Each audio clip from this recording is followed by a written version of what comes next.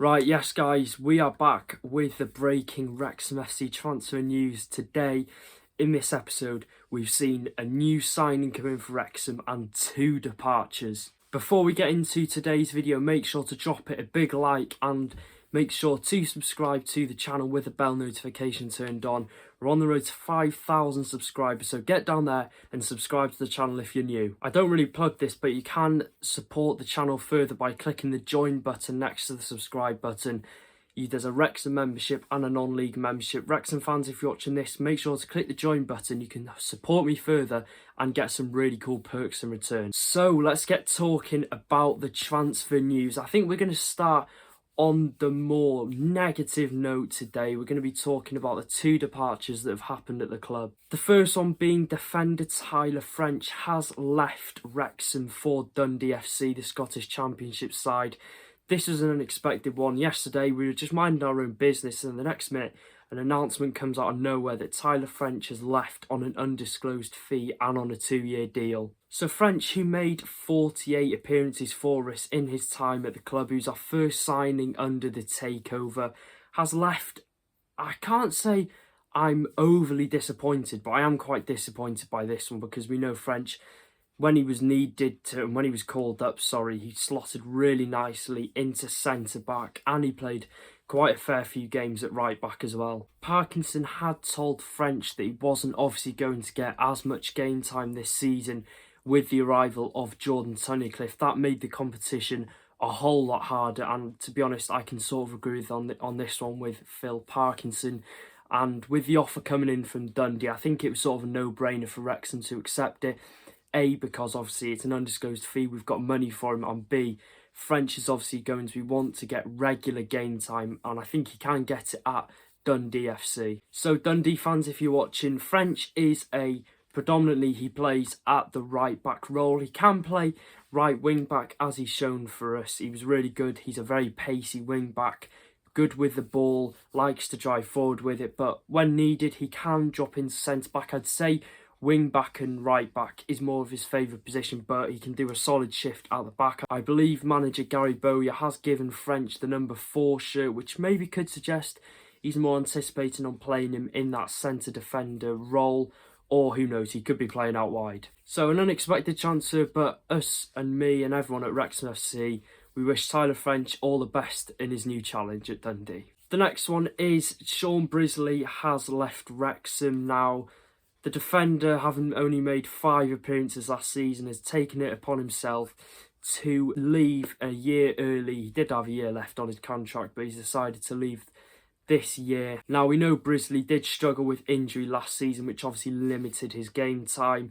I think this is the correct decision for Brisley, because if he's looking to get more game time somewhere else, then I think a move away was needed. There's rumours of him going to Buxton FC in the National League North. If so, I think that would make a lot of sense because he could become a regular at the back there. But I just feel as if at Wrexham, like we said with Tunnicliffe, the competition for regular game time is just going to become a whole lot harder, and I couldn't see Brisley becoming a regular. Don't get me wrong as well, Brisley did seem like a popular person at the club, and to have in the dressing room, obviously carried that experience playing for a vast amount of EFL clubs, so he was a good player to have.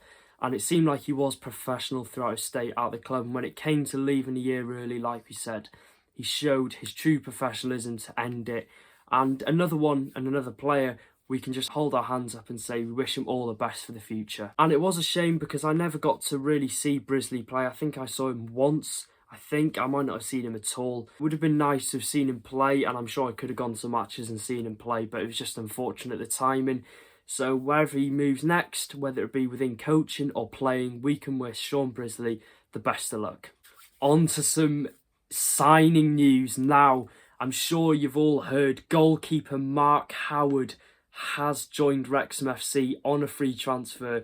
The goalkeeper last played for League 2 side Carlisle, where he kept 11 clean sheets in 35 games and won their player of the season. Goalkeeper Mark Howard has joined the club, having previously played under Phil Parkinson at Bolton Wanderers over the span of 2 seasons where he made 39 appearances, so he has played under Parkinson before. I'm sure that played a huge factor in this signing. Howard said he'd been talking to Phil Parkinson over the last couple of days to get this deal over the line, so we can assume this deal is the one that Parkinson said we're in negotiations with a player who was without a club. So yeah, this is definitely going to be Mark Howard. Now, I won't lie, when we first announced it, I saw 35-year-old goalkeeper Mark Howard and I was like, oh, it's going to be another league camp.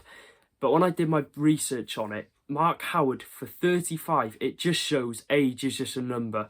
He had an incredible season at Carlisle last year. Obviously, I know him from his time coming through the ranks at Arsenal. He's played for Cardiff. He's had spells in Scotland with St Mirren and Aberdeen. He's been all over the place.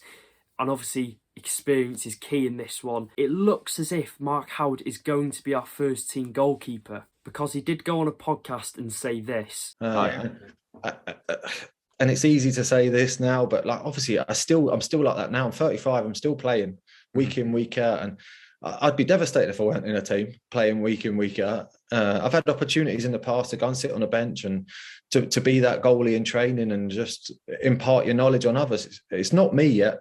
So this makes you beg the question, is Howard going to be our number one, and will 33-year-old Rob Lainton drop down to number 2 and Dibble number 3?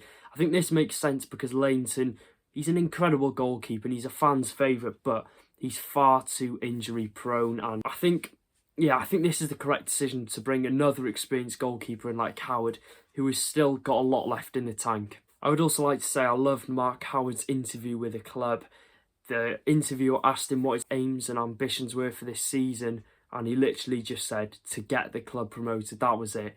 And I really rate that from Mark Howard. I love the fact he's been true to himself and has been bold with this statement.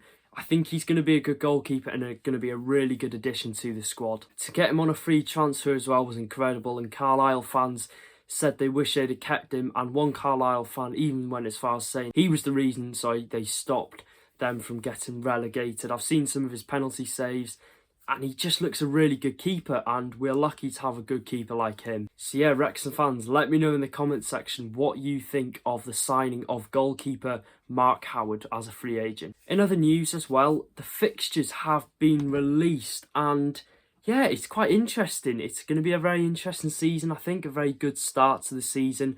We do face Eastleigh at home, and then we've got the 2 away games at Yeovil and Chesterfield, and then Maidstone at home. I'll definitely be there for Eastleigh at home and Maidstone at home. I'm going to do my best to potentially try and get to Yeovil, but I'm going to 100% see if I can go to Chesterfield, because this season, it's going to be a special season, and I want to bring you as many vlogs as I can and just make it sort of an incredible movie to look back on at the end of the season. And fingers crossed, this can be the year we can get promoted. And obviously the final day, we do face Torquay away. It's not the easiest of last month, but Torquay away on the final day, the longest away day. They had to save it till last. Again, if this means that we could win the league on this day, I think, again, we're going to try and do our best to get down there. And on the festive period, our double header is Solihull Moors, the same as last year. Well, the same as what is meant to be last year, but both did get postponed and moved to new dates. But yeah, interesting to see it wasn't Oldham. I think, well, I was certain it was going to be Oldham, but they've kept with Solihull, which obviously is the most logical of reasons to pick them. Let me know which away day you are most looking forward to in the comment section down below. And are you going to make the first game of the season at home to Eastleigh? So that is it from the Wrexham FC transfer news. I think we could be expecting at least 1 or 2 new signings to come in the next couple of weeks. So keep an eye out for those, and keep an eye out for the videos by clicking the subscribe button with the bell notification turned on. Let's go try and go for 100 likes on today's video. And as always, I'll see you in the next one. Take care.